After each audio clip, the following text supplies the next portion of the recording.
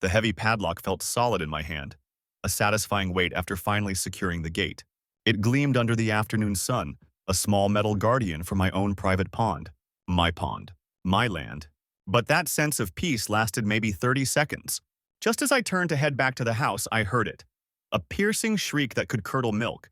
And there she was, Brenda, materializing at the edge of my property line like a poorly timed phantom, vibrating with an outrage usually reserved for discovering your spouse ran off with the mailman. "What do you think you're doing?" she screeched, planting her hands firmly on her hips. Her finger, meticulously painted a shade of angry coral, jabbed towards the brand new lock. "You have no right. This pond is for everyone in the subdivision. Unlock that gate immediately, or I'm calling the sheriff." I paused, taken aback. Then a chuckle escaped me.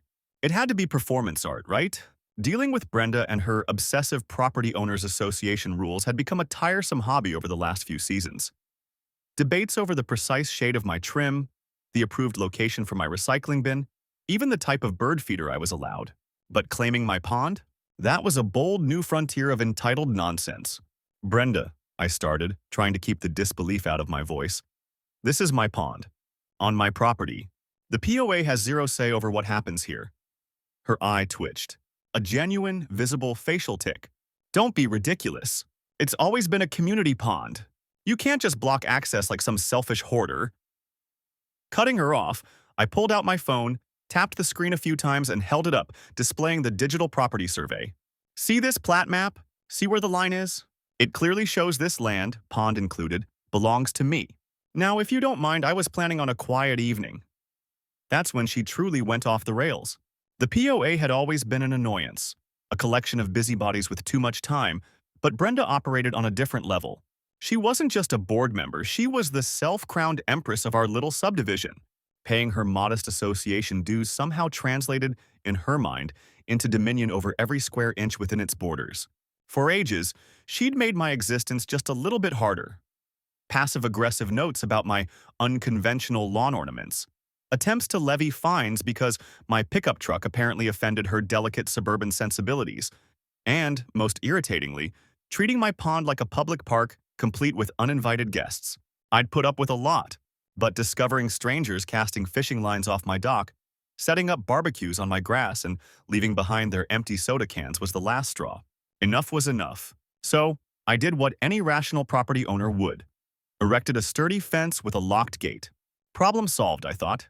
But Brenda doesn't do rational. Instead of accepting the reality clearly outlined on a legal document, she launched a crusade. Suddenly, flyers appeared on lampposts. Fake POA declarations proclaiming my pond a historic neighborhood feature, demanding unrestricted public access. She canvassed door to door, badgering neighbors into signing some petition, likely just to make her leave them alone. And now, here she stood, threatening to call law enforcement on me for securing my land. "You've gone too far this time, David," she spat, whipping out her smartphone. "I'm calling the sheriff's department." I simply folded my arms. "Be my guest." I watched the gears turn in her head. She'd clearly expected me to crumble, to plead, maybe even hastily unlock the gate to avoid a scene. Instead, I stood my ground as she actually dialed the emergency services number, adopting her most distressed, put-upon tone. "Yes, operator. I need to report a serious incident. My neighbor is illegally denying access to a community resource. Yes, a pond. He's fenced it off and locked the gate. He's hoarding it. It's not right. We all deserve to use it." I had to suppress a smirk.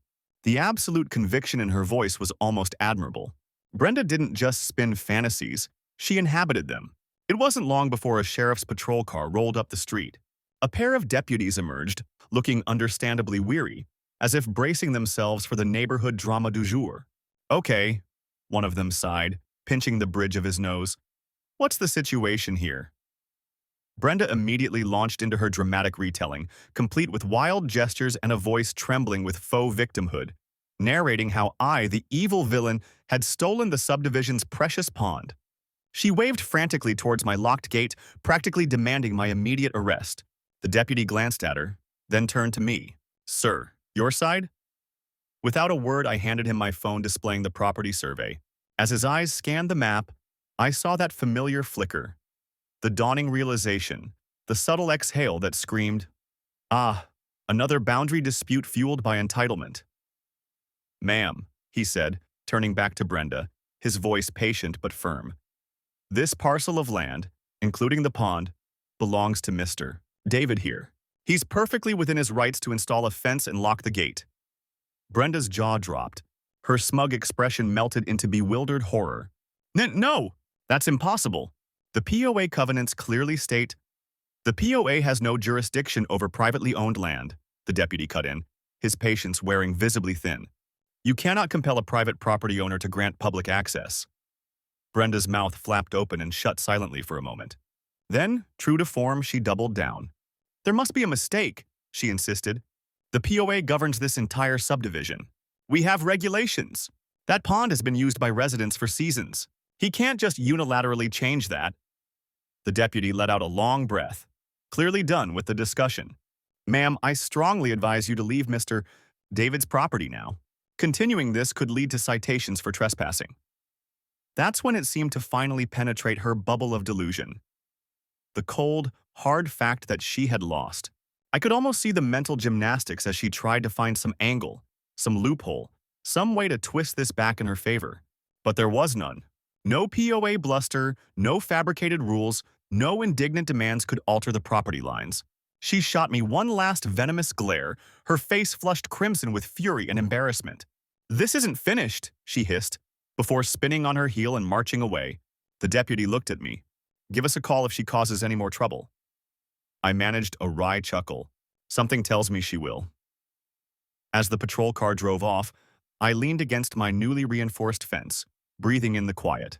Brenda might have retreated for now, but I knew her type. This wasn't defeat in her eyes, it was merely a setback. If anything, I'd likely just poked the hornet's nest.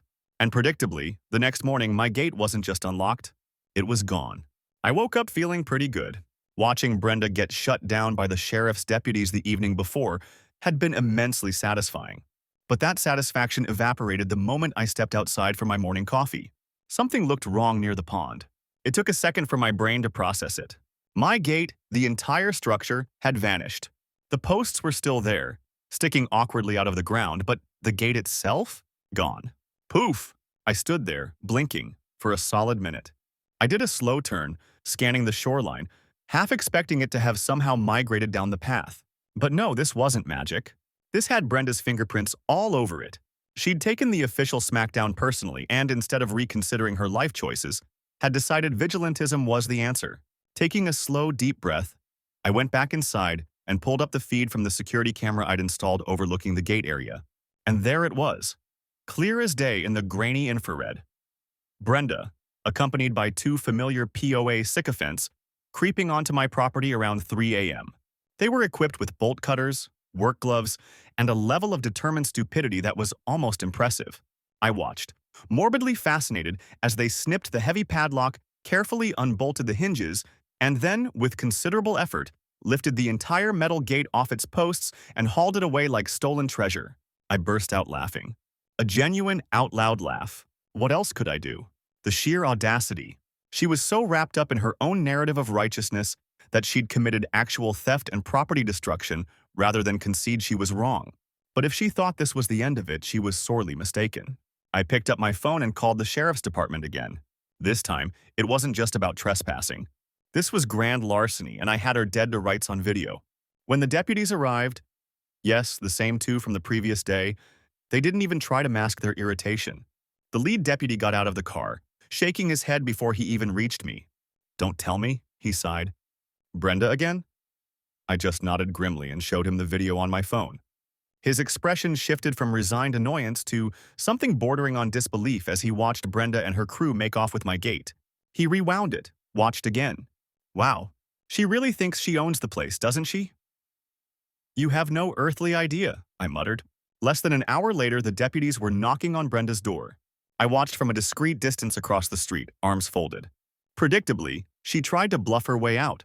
She claimed the gate was an illegal structure, that she was acting in the community's best interest, that I was the one causing problems by hoarding resources. The deputies, armed with the video evidence, weren't buying a word of it. "Ma'am," the lead deputy stated, his voice flat and devoid of patience, "we have video footage of you trespassing on Mr. David's property and removing his gate in the middle of the night. That's theft. You don't get to enforce your own version of the rules just because you're on the POA board.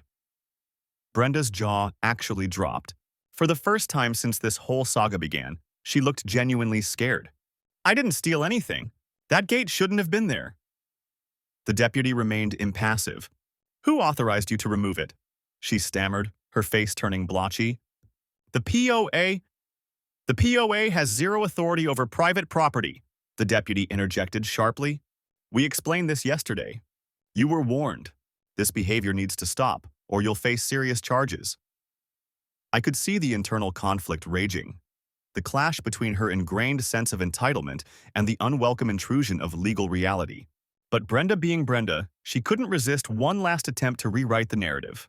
You can't arrest me for removing something that was illegally installed, she snapped, voice rising. The deputy sighed heavily. That's not how the law works. I leaned casually against my truck, thoroughly enjoying the spectacle.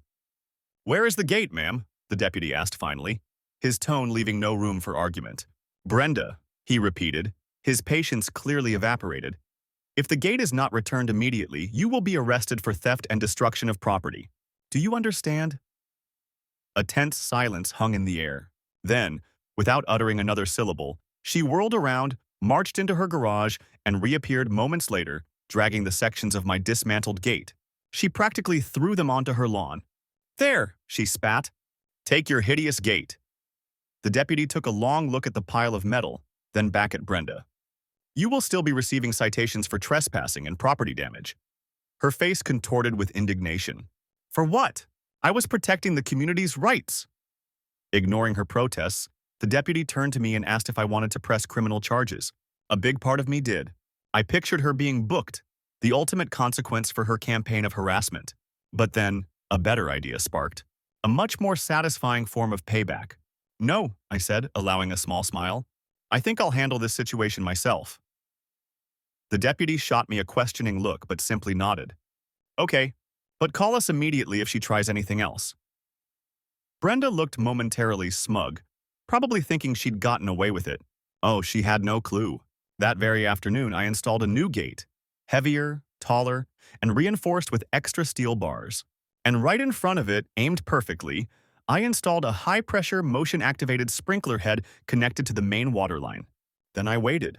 Around midnight, just as I suspected she might, Brenda crept across the lawn towards the new gate, likely planning more mischief under the cover of darkness. The moment her foot hit the trigger zone, the sprinkler erupted, dousing her head to toe with a powerful blast of icy well water. Her scream was operatic. She scrambled back towards her house, dripping wet and sputtering curses about illegal booby traps and neighborly assault. I laughed until my sides hurt, watching from my darkened window. The next morning, I made a point of loudly testing the sprinklers again while she was outside retrieving her newspaper. This is harassment, she shrieked from her porch. I took a slow sip of my coffee, grinning. Just maintaining my property, Brenda. You know how it is. Her face turned purple before she slammed her door shut. I knew this probably wasn't the absolute end. People like Brenda rarely learn. But frankly, I was starting to enjoy anticipating her next move. Because whatever she tried, I was ready. And I was going to win. The day after Brenda's impromptu midnight shower, courtesy of my new sprinkler system, I woke feeling a certain lightness. She'd finally gotten a taste of direct consequences, and it felt good. Yet a nagging feeling remained. Brenda wasn't the learn her lesson type. She was more the double down and escalate type, stewing behind her curtains, plotting revenge. And plot she did. A few days later, an official-looking envelope arrived. A POA violation notice. I almost laughed reading it. The charges were magnificent in their absurdity. Infraction the first.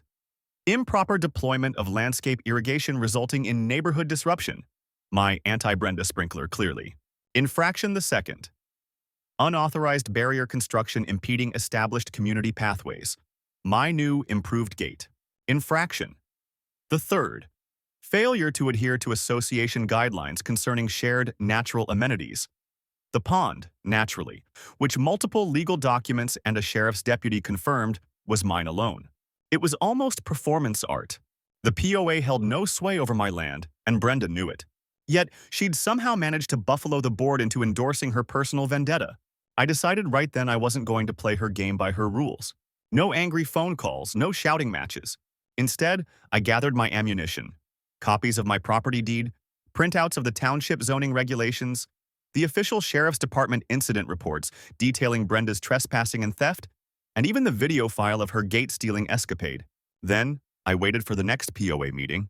It came a couple of days later, advertised as a session to discuss pressing subdivision matters. Brenda's thinly veiled code for David's public shaming. As I entered the community hall, all eyes turned my way. Brenda stood at the podium, radiating smug certainty. She tapped the microphone dramatically. "We have a serious issue to address," she announced, brandishing a sheaf of papers. "A resident, Mr. David, has repeatedly disregarded our subdivision's rules, fostered conflict, and refused reasonable cooperation."